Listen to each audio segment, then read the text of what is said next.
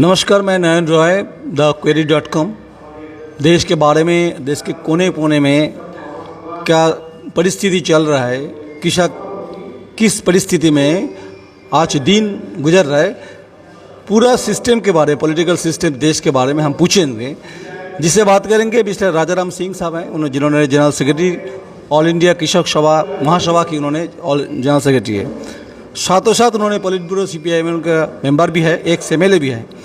राजाराम सिंह साहब, आपको स्वागत अभिनंदन पहले thequery.com से।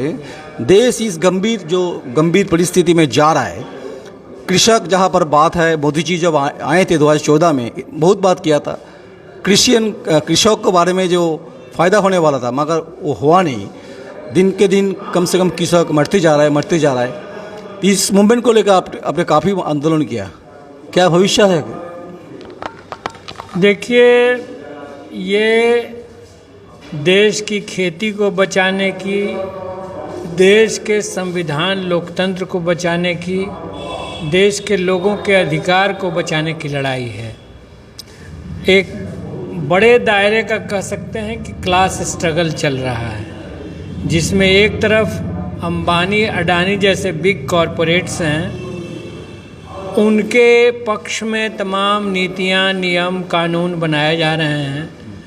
उनके लाखों करोड़ कर्जों को बट्टे खाते में डाल दिया जा रहा है।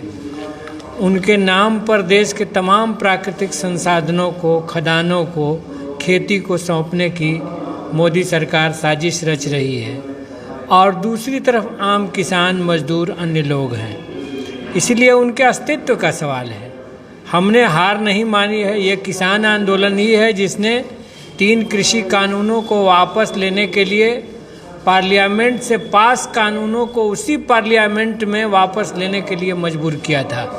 इसलिए किसान आंदोलन अपने कॉन्फिडेंस में भरा हुआ है। अब ये सही है कि किसान आंदोलन को वापस करते समय दिल्ली बॉर्डर से जो मोदी सरकार ने वादे किए थे, उनके साथ उन्होंने विश्वासघात किया, धोखाधड़ी की। MSP C2+ 50% किसानों को हम देंगे। इसकी जो कमेटी बनाई जाएगी, उस कमेटी में संयुक्त किसान मोर्चा के प्रतिनिधियों को रखेंगे और शीघ्र ही इस पर फैसला लेंगे।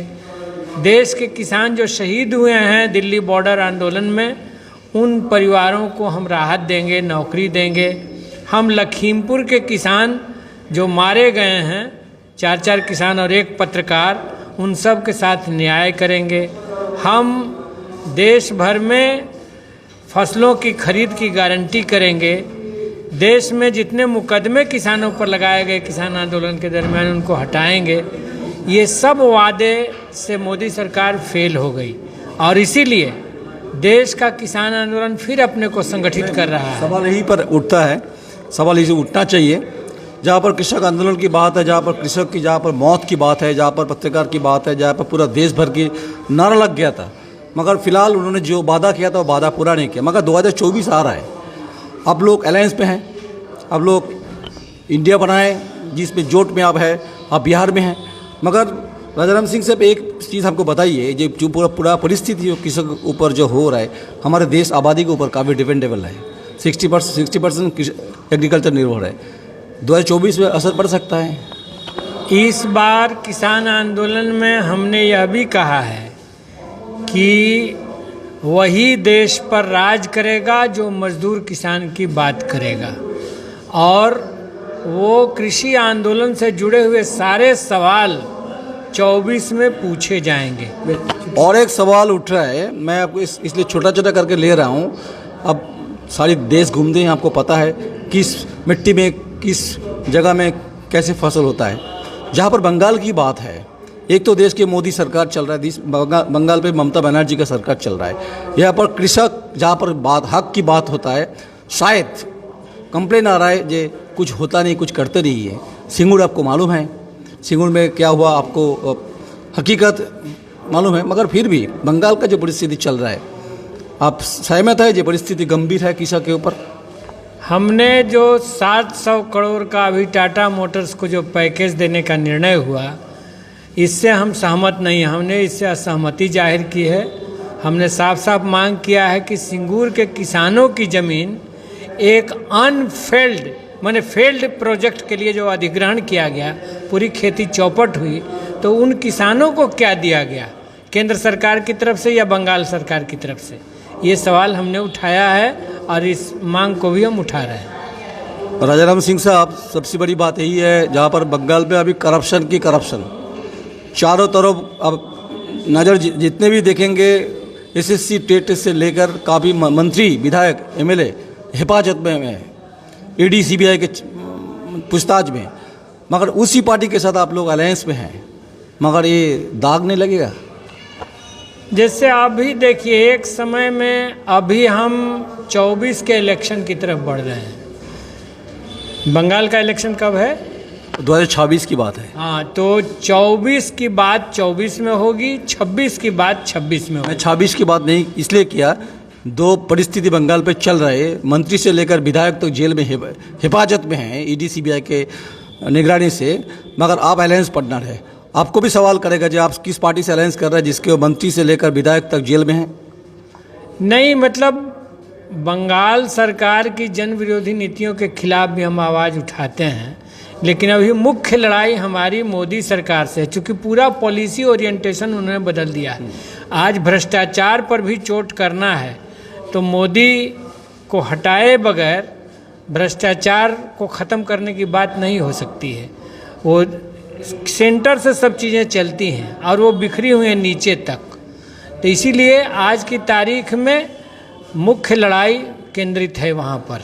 अभी राज्य के साथ कोई लड़ाई नहीं है? नहीं, राज्य में भी है, हम कोशिश में हैं बंगाल में भी कि वामपंथी ताकतें असर्ट करें, लेकिन अभी भी बंगाल का जो मिजाज है, बंगाल एक सेकुलर स्टेट रहा है, बंगाल एक वामपंथियों का राज्य रहा है, इसलिए यहाँ के माइंड सेट में अभी भी है कि communal forces, communal fascist forces, ऐसी फोर्सेस जो संविधान को ही ख़त्म कर देना चाहती हैं, वैसी नहीं आए, और बाकी फिर अपनी लड़ाई यहाँ भी हम लड़ लेंगे। बंगाल और आगे जाएगा और प्रगतिशील वामपंथी आंदोलन की तरफ वो बढ़ेगा, इसमें कोई दो राय नहीं है। राजाराम सिंह साहब, एक सवाल उठ रहा है, इंडिया जोट जहाँ पर अलायंस की जहाँ पर बात है, ऐसा ना हो ये पॉलिटिकल जगलड़ी चल रहा है, क्योंकि कारण नहीं है, कुछ पार्टी इस फायदे में है, कुछ पार्टी एनडीए में चला जाएगा, तो इसी को स्टेबिलिटी, जहाँ पर पॉलिटिकल स्टेबिलिटी की जहाँ पर बात है, जो इंडिया जोट की जहाँ पर बात होता है, आप दिग्गज पॉलिटिशियन हैं, आप मानते जी जोट जो आपने बनाया गठबंधन, ये अंत तक जाएगा, नहीं तो बीच में कोई बिछड़ जाएगा, ऐसा तो नहीं होगा? हमने इस इंडिया गठबंधन से भी डिमांड किया है संयुक्त किसान मोर्चा के बतौर कि वो जो हमने मांगे बनाई हैं, वो चाहे इलेक्ट्रिसिटी बिल को ख़त्म करने का मामला हो, किसानों को स्वामीनाथन आयोग की सिफारिश के मुताबिक एमएसपी देने का मामला हो, कृषि योग्य भूमि के अधिग्रहण का मामला हो, इन तमाम सवालों पर इंडिया गठबंधन के लोग क्या कहते हैं ये मैनिफेस्टो में शामिल करें, ये मांग हमने उठाई है और उसके अनुरूप ही देश के किसान इस पर फैसला लेंगे। इसलिए ऐसा नहीं है कि केवल हम राजनीतिक कुर्सी के लिए कोई इंडिया गठबंधन बुलाए हैं, हम इसलिए ये इंडिया गठबंधन बनाए हैं कि आज की मोदी सरकार देश में संविधान लोकतंत्र को ही ख़त्म करके और एक तानाशाही, एक फासिज्म, एक कम्युनलिज्म को देश पर थोपना चाहते हैं, इसलिए एकता बनाई है। इसलिए एक प्रोग्राम इसके भीतर है, वो केवल कुर्सी की लड़ाई नहीं है, बल्कि देश को बचाने की लड़ाई है, देश के सामाजिक तहजीब को बचाने की लड़ाई। 2024 में जो लड़ाई होगा, महाभारत के जो कुरुक्षेत्र होगा, इस कुरुक्षेत्र में आप लोग रहेंगे, अब अलायंस पार्टनर है, मगर फिर भी एक सवाल मैं अंत में पूछना चाहता हूँ, देश के भविष्य क्या देख रहे हैं आप? देखिए, कठिन है, क्योंकि आज आप देखिए अभी फिलिस्तीन वाले मामले में दुनिया में जो लोग डेमोक्रेसी की बात बहुत किया करते थे, मानवाधिकार की बात किया करते थे, आज कहाँ खड़े हैं? अमेरिका को ले लीजिए, इंग्लैंड को ले लीजिए, फ्रांस को ले लीजिए, वे पूरे तौर से इजराइल के पक्ष में खड़े हैं, जो इजराइल युद्ध के भी नियमों का पालन नहीं कर रहा है। तो आज एक विश्व परिस्थिति भी एक जटिल है और उसके साथ मोदी ने अपने को खड़ा कर लिया है। मणिपुर से लेकर के फिलिस्तीन तक वो तमाम अन्याय की ताकतों के पक्ष में खड़े हैं, इसलिए जटिल स्थिति जरूर है, लेकिन हम आशा खोए नहीं हैं। इसके खिलाफ विश्व जनमत भी और भारत की भी प्रगतिशील ताकतें वामपंथी ताकतें जो सही सोच रखती हैं वो तमाम ताकतें मिल करके संघर्ष करेंगी और निश्चित रूप से वो लड़ेंगी और जीतेंगी। थैंक यू आपसे, थैंक यू कमेंट्स एंड मैं आपका आभारी हूँ। आप देश का परिस्थिति अपने हमारे thequery.com प्लेटफॉर्म में अपने आपके मन की भावना, पॉलिटिकल का जो भावना आपने बता दिया। आज भी देश में चूल्हा जलता है।